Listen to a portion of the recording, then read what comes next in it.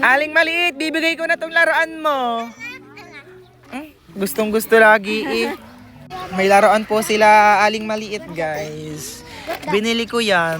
Anong meron dito? Ganito lang pala siya guys. Oh, may mga shape ng aeroplano. Shape ng airplane. Ano to? Pang ano yan, pang ano, pag ganyan. Pang ganon. Para upanin yung ano. Ito, pala. Pang ganyan. Oh. Ito, lagayan dito. Diba?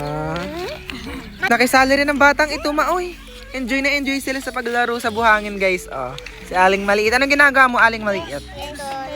Guys, meron ding regadera. Anong English yung regadera?